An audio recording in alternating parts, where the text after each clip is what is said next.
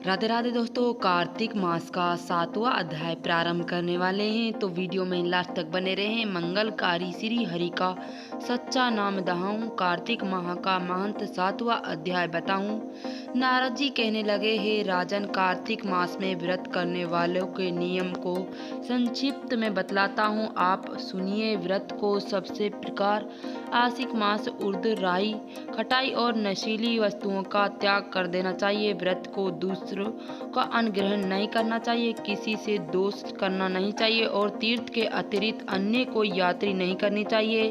देवता, वेद, ब्राह्मण, गाय, व्रती नारी, राजा और गुरुजनों की निंदा भी नहीं करनी चाहिए।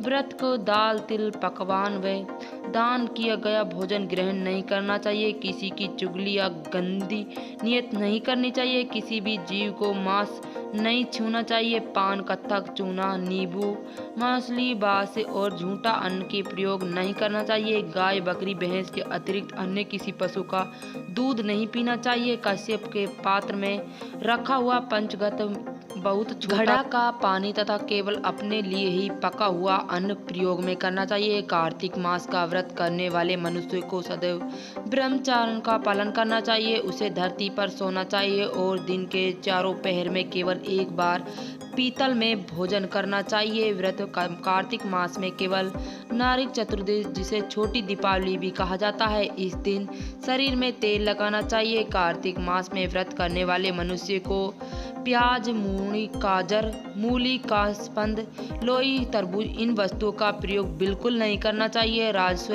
चांदिला, पीला, मगर, पिच्छ, व्रतहीन, ब्रह्मचार्ण और नास्तिक से बीच बीच नहीं करना चाहिए। भगवान विष्णु को प्रसन्न करने के लिए अपनी शक्ति के अनुसार चंद्रयान आदि का व्रत करना चाहिए। उपयुक्त नियमों का पालन करना चाहिए। व्रत को प्रतिदिन को कुल्हड़, द्वितीय को कटहल, तृतीय को तृणय, स्त्री चतुर्थी को मूली, पंचम को बेल, षष्ठी को तरबूज, सप्तमी को आंवला, अष्टमी को नारियल, नवमी को मूली, दशमी को लौकी, एकादश को परमल, द्वादशी को बेर, त्रयोदशी को मीठा, चौदहदशी को गाजर और पूर्णिमा को शौक का प्रयोग नहीं करना चाहिए। रविवार को आंवले का प्रयोग नहीं करना चाहिए। कार्तिक माह में व्रत करने वाले मनुष्य यदि इन शौकों में से किसी भी शौक का सेवन करना चाहते हैं तो पहले ब्राह्मणों को देखकर ग्रहण करें। यदि विधि मास में व्रत करने के लिए द्वादशी, एकादशी में पहले ही की गई विधि के अनुसार नृत्य, जागरण, गाय वंदन आदि करना चाहिए। इसके विधि पूर्वक करने वाले मनुष्य को देखकर यमदूत ऐसे भाग जाता है जैसे सिंह की गर्जन से हाथी भाग जाता है। कार्तिक माह का व्रत सभी व्रतों से श्रेष्ठ है।